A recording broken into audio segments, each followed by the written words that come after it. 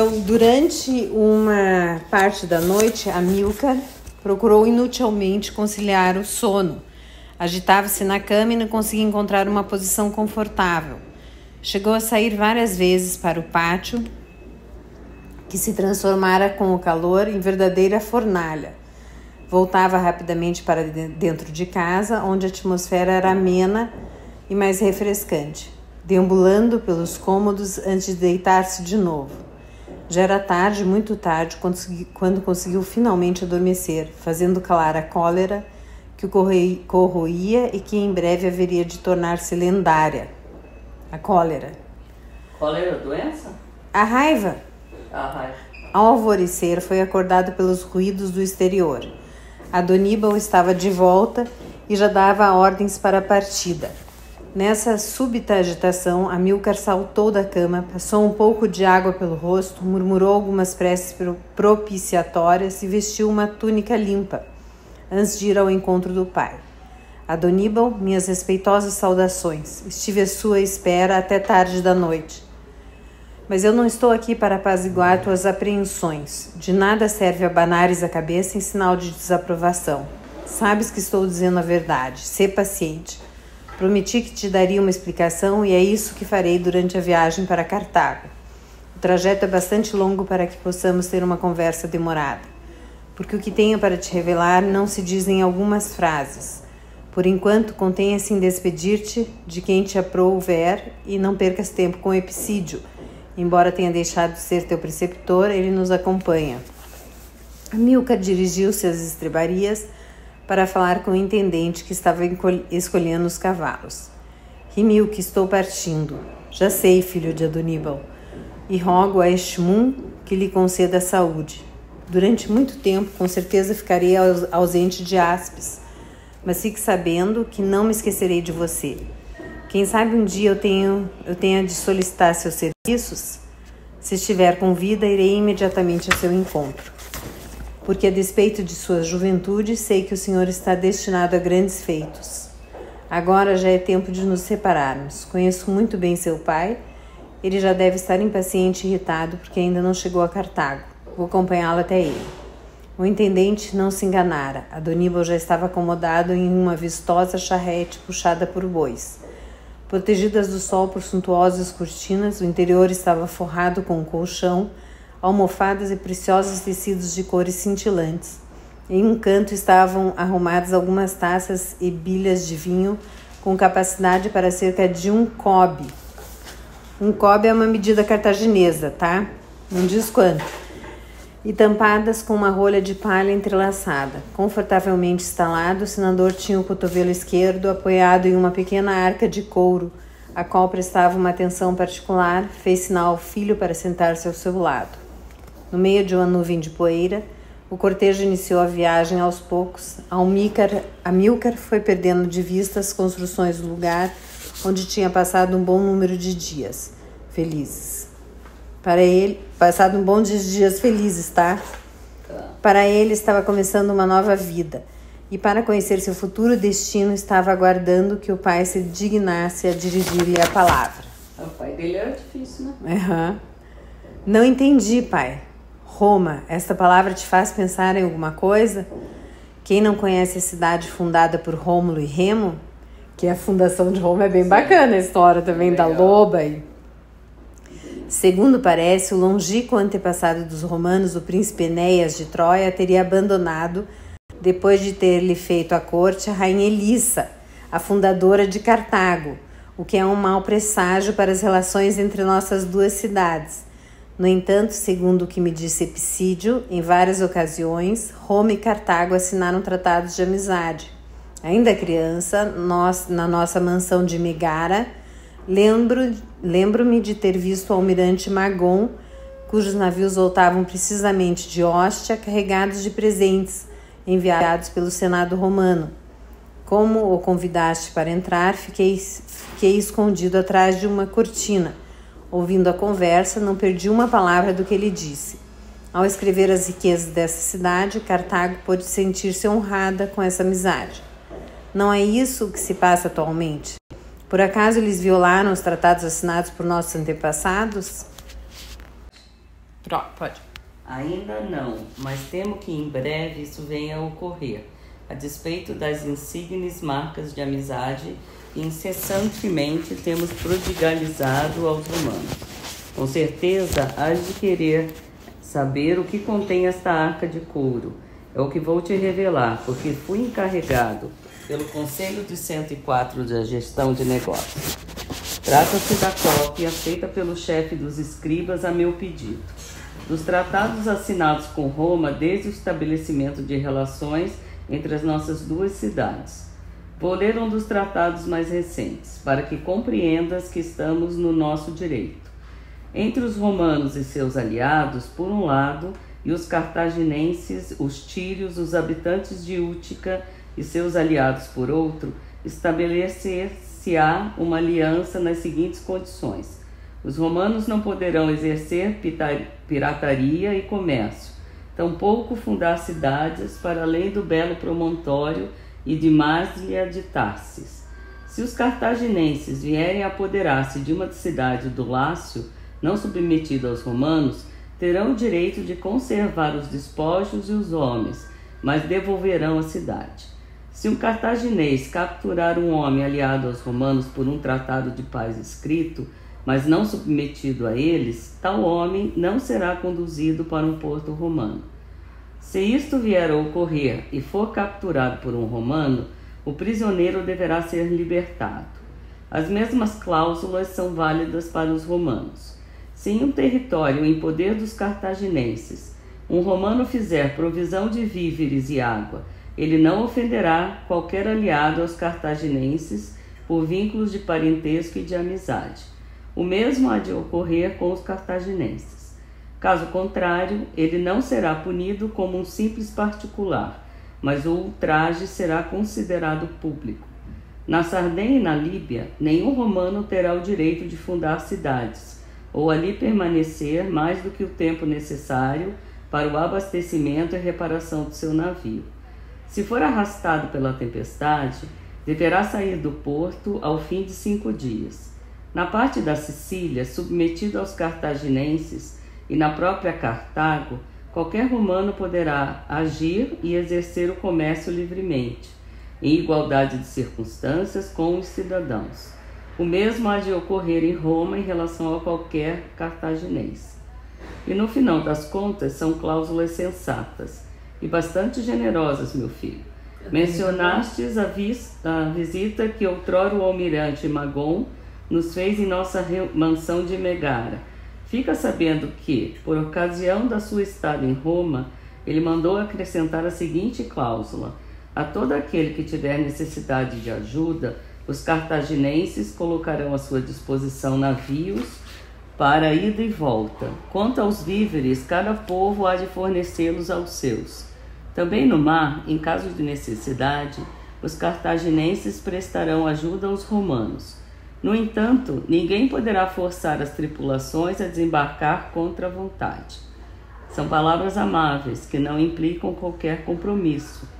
Ledo engano, na época Pirro, rei do Epiro, devastava a Itália e a Sicília, cujas populações tinham se revoltado contra a nossa autoridade, tendo obrigado nossas forças a recuar para a fortaleza de Lilibéia. Na Campânia, Roma encontrava-se em situação semelhante. Seus aliados haviam se rebelado e as tropas de Pirro devastavam as imensas propriedades dos senadores. Nossos navios transportaram uma legião de Ostia para Rhegium e permaneceram na cidade para bloquear a passagem entre a ilha e o continente. Ostia é bem importante, tá? Essa cidade vai aparecer muitas vezes, que é a entrada ali para Itália. Por mar. Por Roma. Por sua vez, nossas tropas lutaram com valentia para expulsar Pirro da Sicília, trazendo grande alívio para os romanos. Estes deveriam mostrar-se eternamente reconhecidos à nossa cidade. Esse é um sentimento que aqueles sujeitos velhacos e desleais ignoram. Velhacos não. Tenho o triste pressentimento de que se desencadeará uma luta de morte entre nossas duas cidades, eis a razão pela qual vim buscar-te em Áspis. Amílcar, meu filho, eu mesmo e alguns senadores contamos contigo para empreender uma luta implacável contra Roma. Tu és jovem, por enquanto ainda não podes exercer o comando, mas virás o dia, e tenho a certeza disso, em que estarás à frente do nosso exército. Não deixaremos escapar essa oportunidade. Por isso deves investir toda a tua energia nessa preparação, adquirindo a experiência necessária junto de teus companheiros de armas. Fica sabendo que não lutarás pelo simples prazer, mas por tua cidade, Cartago, e por seus deuses. Não deves esperar tréguas ou repouso. Pode até mesmo acontecer que nos próximos anos não tenhamos a ocasião de nos encontrarmos, porque estarás longe do recinto sagrado de nossos antepassados, guerreando sob céus ainda desconhecidos por ti. Mas estou certo de que saberás honrar o nome Barca. Pai, juro por meu carte que hei de comportar-me como digno filho de Adonibal. Adonibal, né? Adonibal, né? Adonibal. Não sei como. Adonibal, não tem acento. Adonibal. Donibal, Tem uma pergunta na ponta da língua. A guerra por acaso está próxima? Mais próxima do que possas imaginar. Em breve, nas casas de Cartago, as mães hão de chorar seus filhos e rasgar suas vestes em sinal de luto.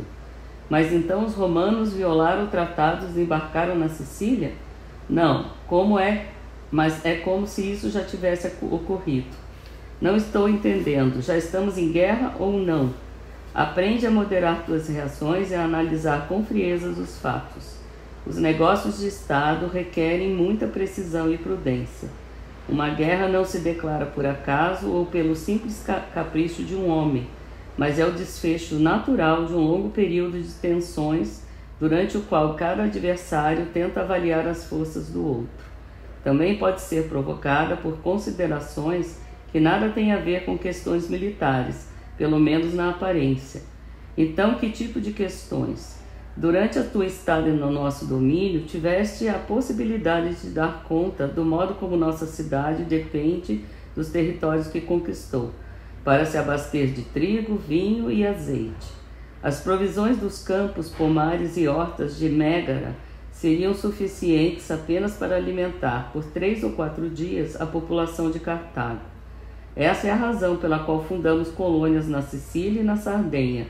As 2 ilhas são muito ricas. Foi isso que verifiquei por ocasião das 2 visitas que fiz a essas regiões quando tinha tua idade. Essas terras são um presente dos deuses à nossa cidade. Os campos de trigo estendem-se a perder de vista, e os vinhedos crescem no flanco das colinas sem que seja necessário cuidar deles. Pode ir. A sorte nos sorriu ao permitir que nos instalássemos nesses terrenos verdejantes, cujos habitantes trabalham pela glória de Cartago. A propósito disso, nossos antepassados baixaram prescrições sensatas. Teu avô Gerartat chegou a proibir que os sardos plantassem árvores frutíferas, a fim de que toda a superfície arável fosse reservada para o trigo. Essa decisão foi tão criteriosa que ainda hoje os senadores louvam sua sabedoria. Nunca me falastes a respeito dele, assim como nunca evocastes à minha frente teu avô, o sufete Asdrubal. Cada coisa a seu tempo. Fica sabendo que, em todo caso, a Sicília e a Sardenha são tão necessárias... O Amílcar vai ter um neto Asdrubal, que vai ser bem importante na história. Em todo caso... Foi avô dele também. Foi avô. Em todo caso, a Sicília e a Sardenha são tão necessárias para nós quanto o ar que respiramos. Pelas mesmas razões, os romanos desejam apoderar-se delas. Como um grande número de povos estão sob sua dominação, os campos do Lácio ou da Campânia já não são suficientes para alimentar todo mundo. Cometemos um grande erro, ao permitir que eles se instalassem em Rhegium, de onde podem avistar as costas da Sicília.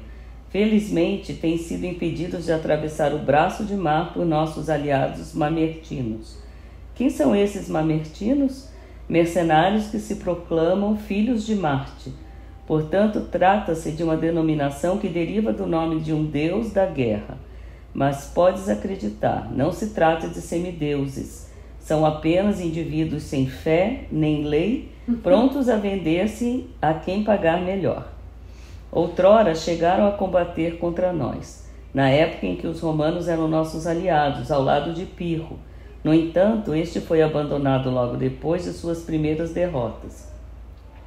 Por terem receio do castigo de Roma, os mamertinos refugiaram-se em Messina, cidade que se encontra em frente a Régio, que resolveram nos pedir ajuda.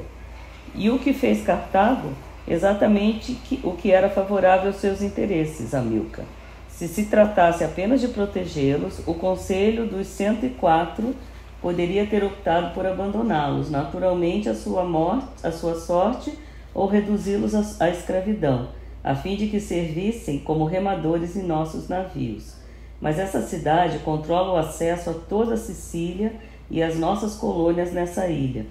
Não podemos ser temerários a ponto de aceitar que os romanos sejam nossos vizinhos diretos. Onde quer que estejam, os mamertinos serão úteis para nós. Eis o motivo pelo qual enviamos para Messina uma frota comandada por Anon. Este desembarcou com milhares de homens e, apoiando-se nos mamertinos, que eram nossos partidários, ocupou a fortaleza. E qual foi a reação dos romanos de Régio? Acima de tudo, de revolta. E isso se compreende. Também eles não apreciam muito a nossa vizinhança. Há anos, agindo por iniciativa própria, um dos almirantes mandou a frota cartaginesa fundear no porto de Tarento. Roma ficou toda alvoroçada e tivemos de enviar uma embaixada para tranquilizá-la. Assim, explicamos aos cônsules que não tínhamos qualquer intenção de fundar colônias nessa região, mas esse episódio acabou criando um precedente desagradável e, segundo parece, os descendentes de Enéas pretenderam dar-nos o troco, porque alguns de seus navios tentaram atravessar o braço do mar que separa a Sicília do continente. Anon capturou-os e os devolveu ao tribuno Gaio Cláudio. A gentileza de nosso almirante chegou ao ponto de escoltar tais navios até Régio para entregá-los diretamente aos romanos. Mas o relatório que me enviou despertou minhas suspeitas. Por quê? Trata-se da narração da entrevista de Anon com Gaio Cláudio. Em tom de brincadeira, nosso almirante disse que lhe entregava seus navios, embora esses fossem inúteis para o cônsul. Com efeito, como é do conhecimento de todos os povos, os romanos têm tal horror à arte da navegação que nem sequer ousam lavar as mãos na água do mar. Tá vendo? Aí eles estavam achando que eles não sabiam navegar. E aí que foi todo o erro deles. Menosprezar, entendeu? A inteligência dos romanos na arte da navegação. Eles preferiam marchar. E qual foi a reação do romano? É justamente a sua resposta que me deixa inquieto. Segundo Anon, ele teria replicado: os romanos são alunos que sempre superam seus mestres. Então, esse Gaio Cláudio tem o mérito da franqueza, aliás. Sua frase era uma advertência dirigida a Cartago. Então, logo tive conhecimento de seu depoimento, pedi uma reunião de urgência do Conselho dos 104 para analisar a situação. Todos nós chegamos à conclusão de que o perigo de guerra é bem real e de que teremos de precaver-nos para não sermos pegos de surpresa. Eis a razão pela qual Cartago tem necessidade de seus filhos mais valorosos e inteligentes, a fim de que os romanos percam até mesmo a vontade de entrar em um navio. É porque a guerra era só por navio, né? Não era por terra ainda, né? Terra. Porque eles estavam tão acostumados... Não, é porque... Pronto, vai. Pai, estás te esquecendo de que eu mesmo não sei navegar. Por um acaso eu te disse que teu destino era prestar serviço em uma quinquereme? Que era cinco remos? 5 remos. E trireme é quando 3 níveis de remo. Então logo cheguemos a Cartago, hás de dirigir-te a Messina com a missão de entregar uma mensagem a Anon. Por enquanto, se te aprouver, repousemo-nos um pouco. Ainda temos um longo caminho a percorrer. Além disso, nos próximos dias precisarás de todas as tuas energias. Amílcar e seu pai foram acordados em sobressalto por uma sacudida brutal. Uma das rodas da charrete esbarrara em um enorme pedregulho colocado, não se sabe por que razão, ao lado direito da calçada. No final das contas, foi maior o susto do que o prejuízo. Assim, a viagem prosseguiu normalmente. O sol ainda ia alto no firmamento. Ao olhar à sua frente, o filho de Adonibal estremeceu de alegria. Ao longe, começava a avistar as altas muralhas de Cartago, esbranquiçadas de cal e guarnecidas no topo e na base de uma barra de cor ocre. Elas lançavam 1000 centelhas que se refletiam nas águas do lago de Tunis. Já era possível distinguir as altas torres de 120 côvados, separadas por intervalos de 500 côvados.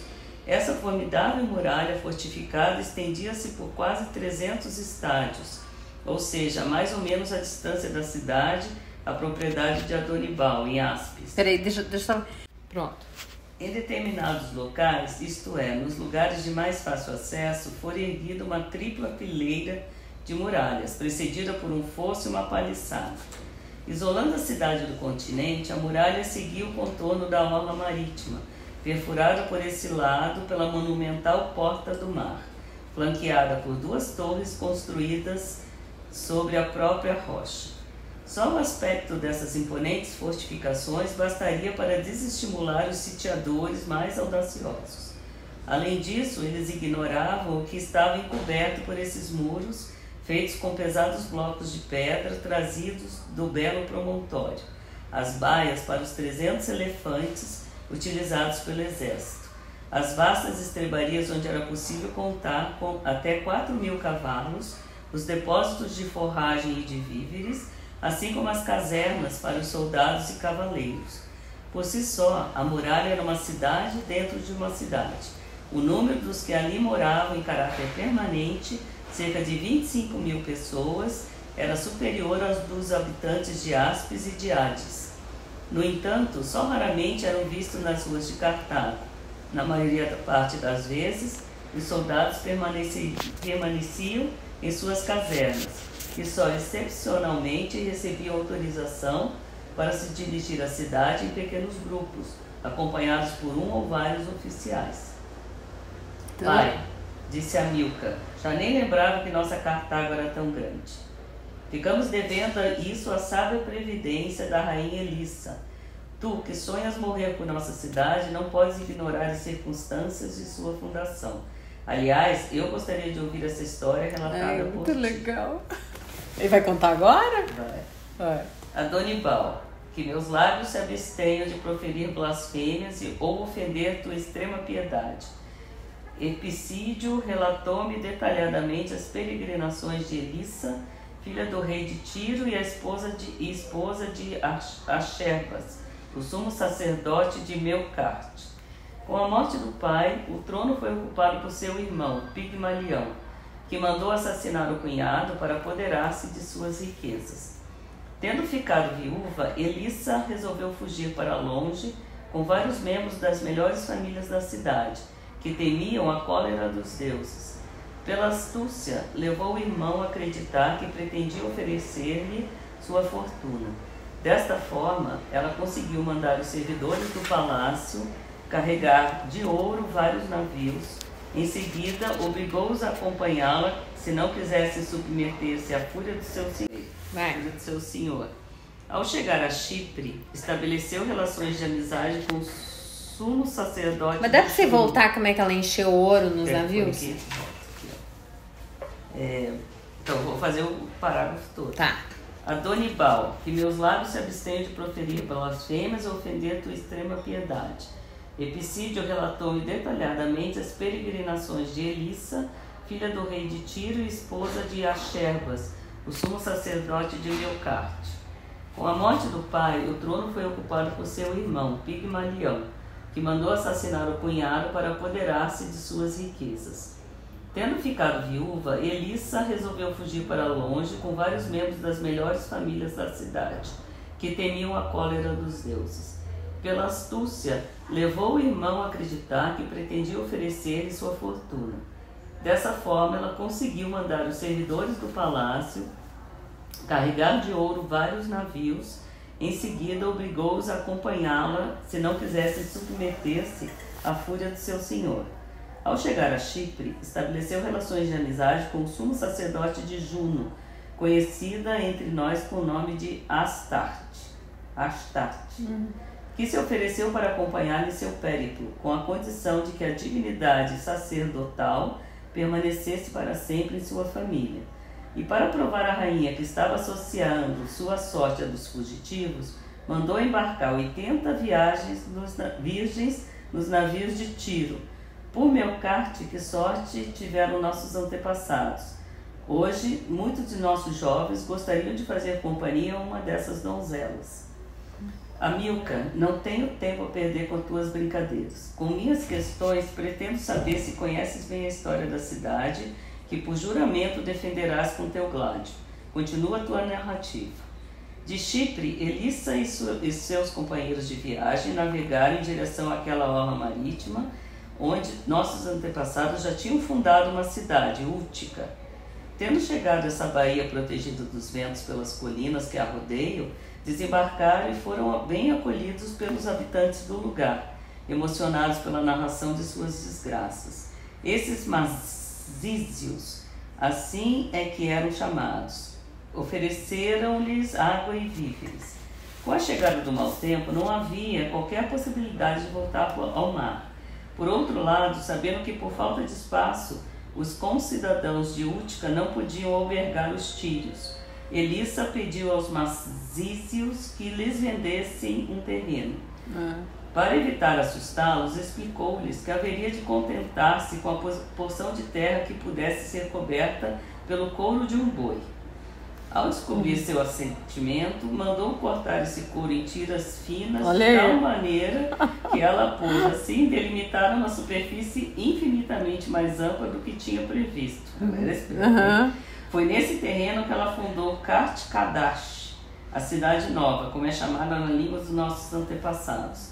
Eis, Adonibal, o motivo pela qual nossa cidade é tão grande.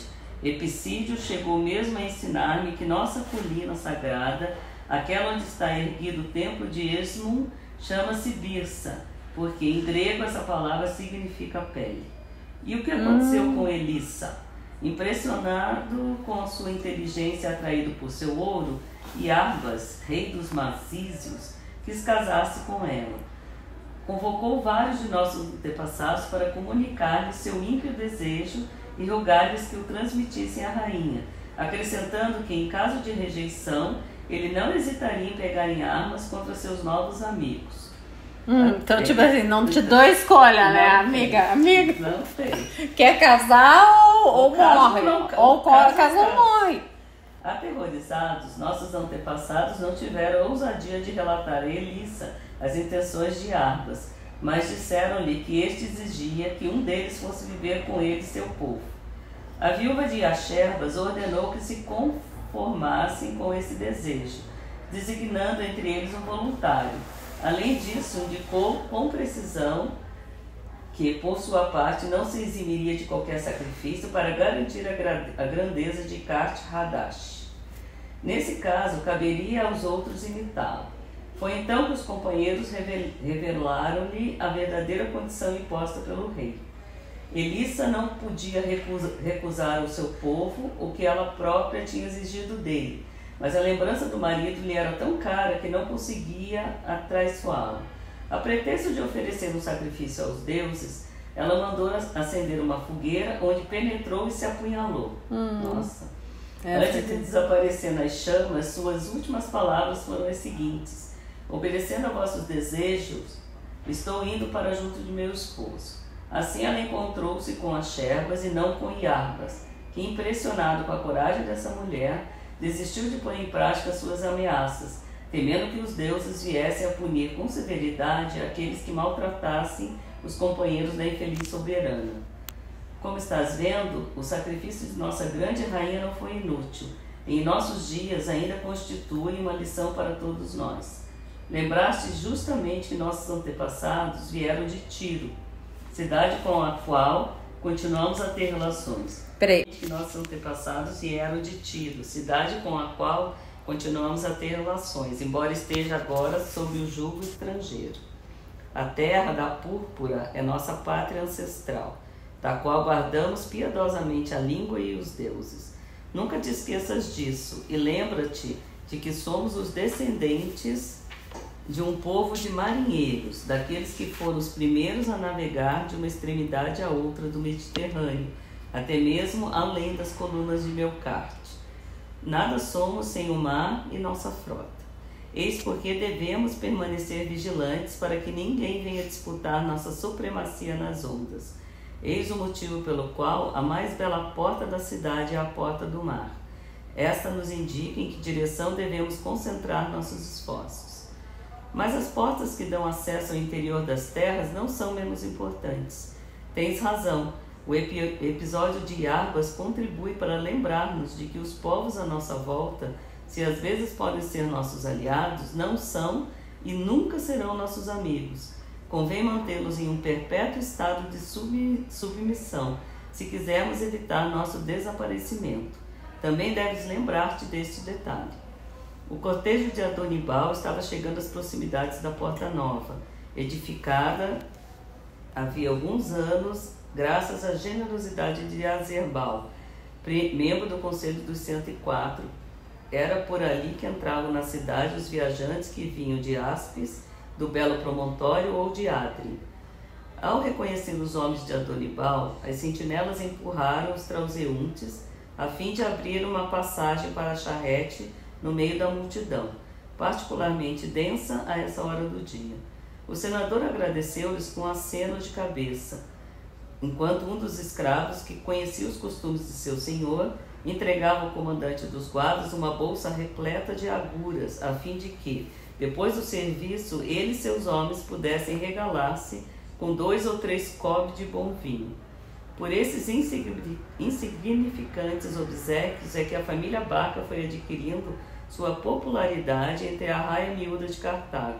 Todos sabiam que eles eram generosos e desprovidos de altivez afetada, pelos quais ricos cidadãos da cidade. Como estava impaciente para chegar à mansão de Mégara, Adonibal pediu ao responsável pela liteira que evitasse as ruas estreitas, com a largura de 15 côvados, nas quais as mercadorias expostas fora das lojas entravavam a circulação dos transeuntes e cortejos. Neste caso, preferia passar pela artéria principal que contornava os portos e o bairro dos artesãos, para ter ao Magon, ou seja, a praça mais importante da cidade, onde se reunia o povo dos dias de assembleia. O local era majestoso. Do lado voltado para o mar ficava o Senado, rodeado por uma colunata de mármore. Imagine a vista, né? Do outro, com a fachada mais austera, encontravam-se os prédios onde trabalhavam os funcionários do erário e os escribas. Tais construções estavam alinhadas em direção à Birsa, a colina bem armada de todos os cartaginenses, na qual foi erguido o templo de Esmun, que podia ser alcançado por uma monumental escadaria de 60 degraus. Aliás, todos os dias dezenas de fiéis faziam esse trajeto para oferecer sacrifícios aos deuses.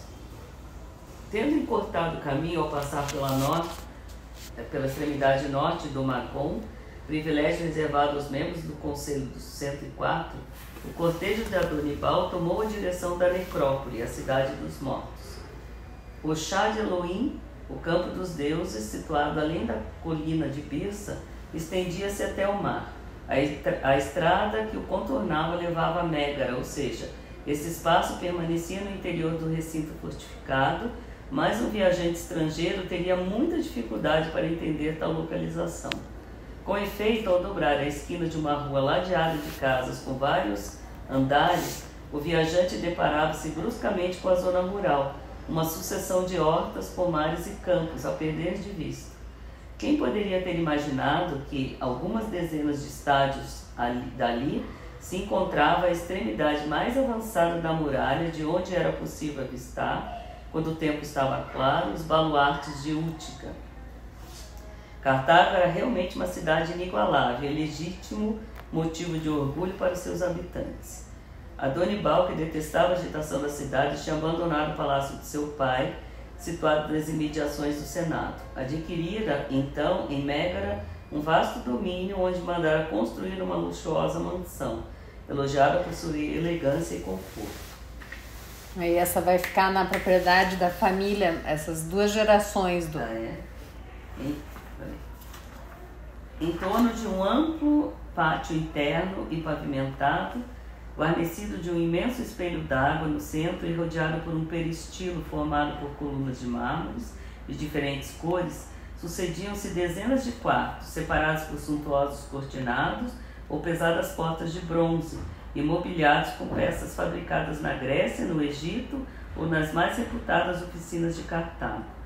Para o conforto do senhor da casa e de seus hóspedes, foram instaladas piscinas, permanentemente alimentadas pelas cisternas de água que se encontravam à volta do corpo principal da construção. Nossa, mas eles eram limpos, né? Dezenas de escravos de ambos os sexos estavam encarregados da manutenção do palacete. Quando o cortejo chegou, a maior parte deles perfilou-se respeitosamente de um lado e de outro da escadaria de mármore que levava ao pátio, prontos para obtemperar ao mais insignificante desejo de Adonibal. Além disso, não escondiam a alegria de ver Amílcar de volta após tão longa ausência. Este passara a infância e a adolescência nessa casa e conhecia cada um dos servidores, com os quais muitas vezes tinha brincado e passado bons momentos. Aliás, nunca mandara espancar quem quer que fosse, e portanto podia contar com a dedicação de todos. Você já não fez o que eu quero? Nunca espancou ninguém. Desce o chicotinho. Quando o senador e o filho penetraram no pátio, um homem levantou-se e veio ao seu encontro com um aspecto grave e preocupado. Salve, Bodeshmu, disse Adonibal. A que devo sua visita? Paz e prosperidade, Adonibal. Vim dar-lhe conta da maneira como executei as ordens que o senhor me deu antes de sua partida para Aspis. Uma Quinquereme deve partir daqui a 2 dias carregada com provisões destinadas à nossa guarnição de Messina. Marabal, seu colega no Conselho dos 104, mandou-lhe dizer que o Conselho reunir-se-á amanhã cedo para discutir a situação na Sicília e deliberar a respeito do conteúdo da mensagem que deve ser enviada a Anon, o comandante das tropas na ilha. Em conformidade com o desejo manifesto pelo senhor, seu filho foi designado para entregar as instruções ao Senado ao nosso general. Portanto, seria bom que Amílcar e seu séquito estivessem prontos para embarcar amanhã à noite. Era isso o que eu tinha para lhe anunciar. Não, vai. Obrigado, você procedeu com rapidez e eficácia. Fique sabendo que estou grato por isso. Quanto a ti, Amílcar, ouvistes as notícias anunciadas por Bodeshmu. Já é tempo de tomares providências para a tua viagem. Pai, não sei muito bem o que tenho que fazer, uma partida tão precipitada. Não queria ser soldado? Pois bem, a vida de soldado implica o dever de abandonar seus familiares a qualquer momento. Será que estás fraquejando? Pai, não era isso que eu queria dizer, mas corro o risco de ser um soldado lastimado. Nem tenho gládio, capacete ou couraça. Agora é legal. Basta, podes ir a teus aposentos. Vamos despedir-nos amanhã no fim da manhã. Agora tenho que discutir certos assuntos em particular com Bodeshmu. Quando chegou a parte da mansão que lhe foi destinada, Amílcar teve a alegria de reencontrar Epicídio, que já não via desde aquela manhã. Em algumas frases explicou-lhe o teor da sua conversa com o pai. O preceptor sorriu. Agradeço aos deuses por me terem levado a encontrar os barcos. Os soldados cartaginenses trouxeram-me como prisioneiro para a cidade de Elissa. E agora é um desses soldados, no caso você, que está encarregado de me reconduzir à minha ilha natal. Nunca pensei que um dia voltaria a vê-la. Também não estou seguro de que tal possibilidade me alegre verdadeiramente. Um frio, você quer o cobertor? Podemos aumentar. Posso aumentar ali? Quer o cobertor? Não. Mesmo? 20 tem, mas não tá sujo.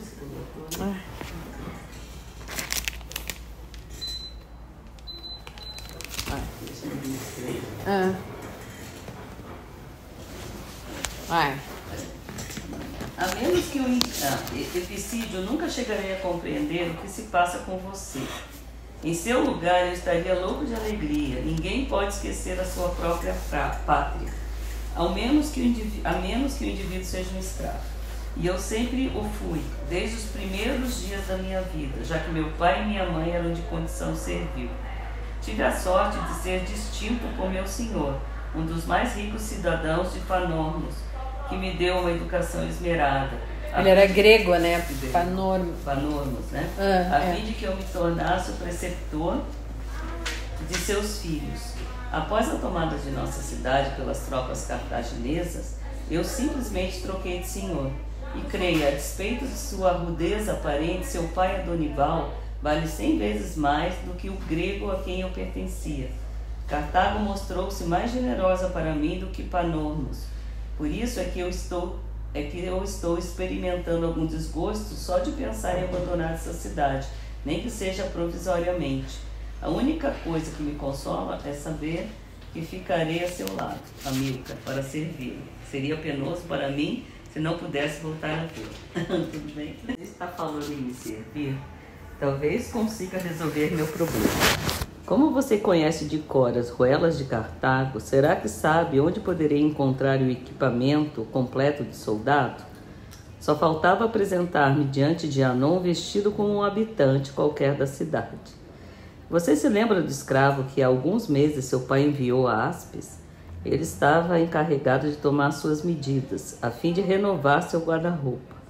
Você reservou-lhe mau acolhimento, porque era a estação das sementeiras, por isso tinha que passar o dia inteiro nos campos. Tive de utilizar toda a minha persuasão para obrigá-lo a ficar algum tempo à disposição do alfaiate. Sim, estou lembrado disso. Grande coisa! Onde é que estão essas famosas túnicas? O conselho que lhe dou é que você se dirija ao seu quarto e encontrará ali o fruto do trabalho daquele homem. Que ele atendeu com maior uma vontade. Ao entrar no cômodo, cuja decoração familiar lhe fez lembrar os anos da juventude, Amílcar teve a surpresa de descobrir, arrumado na ampla mesa que se encontrava diante do terraço, um pesado manto de tecido vermelho, 2 resistentes coletes de couro, 2 cotas de malha com lambrequins análogos às cotas reservadas aos membros do batalhão sagrado, onde se encontrava a elite da juventude cartaginesa, 2 couraças, uma aparelhada em bronze e a outra em ferro, vários gládios de suas bainhas de madeira esculpida, grevas e pesados coturnos, assim como um capacete cilíndrico encimado por uma calota esférica. Peraí, dá uma paradinha só. Assim como um capacete cilíndrico encimado por uma calota esférica, destinado a proteger o crânio, rosto, nuca e garganta, dotado de 2 aberturas para os olhos e de uma tira de metal fixada na altura do nariz. O filho de Adonibal contemplou estupefato aquelas maravilhas e depois, com um grito de alegria, chamou Epicídio. Então, você já está a par de tudo? De que você está falando? Que meu pai tinha pensado em tudo. Ao contrário de você, tenho total confiança nele. Pouco importa que você tenha razão ou não. Ajude-me a experimentar uma dessas couraças. Estou impaciente para usá-lo. Eles escolheram a que se fixaria com tiras de couro nos ombros e que era arrematada na parte inferior. Oi. Caju, não deixa eu ficar. Pronto. Ao contrário de você, tenho total confiança nele. Pouco importa que você tenha razão ou não. Ajude-me a experimentar uma dessas couraças. Estou impaciente para usá-lo. Eles escolheram a que se fixava com tiras de couro nos ombros e que era arrematada na parte inferior por uma franja do mesmo material. Até tarde da noite, os 2 homens examinaram todas as peças do equipamento do futuro oficial, extasiando-se com sua qualidade. Era evidente que Adonibal tinha requisitado os serviços dos melhores artesãos de Cartago, sinal da importância que atribuía à missão do filho. No momento de se separarem nessa noite, que prometia ser curta, Epicídio dirigiu-se ao antigo aluno nesses termos: Amilcar, amanhã estarei ao seu lado, mas tenho a impressão de que o verei pela última vez. O que você quer dizer com isso? Até agora você era Amilcar, filho de Adonibal e aluno de Epicídio, mas desde os primeiros raios da aurora será alguém completamente diferente. Fofo, né? E quem serei? Você será Amilcar Barca, um nome que em breve repercutirá nos 4 cantos do Império de Cartago e há de inspirar terror em todos os seus inimigos. Deixo-lhe saborear a última noite como Amilcar. Aproveite todos os momentos, nunca mais vai revivê-los. Ou seja, mas eu acho que eles de... Acabou? É aquele negócio. Fim, capítulo 3.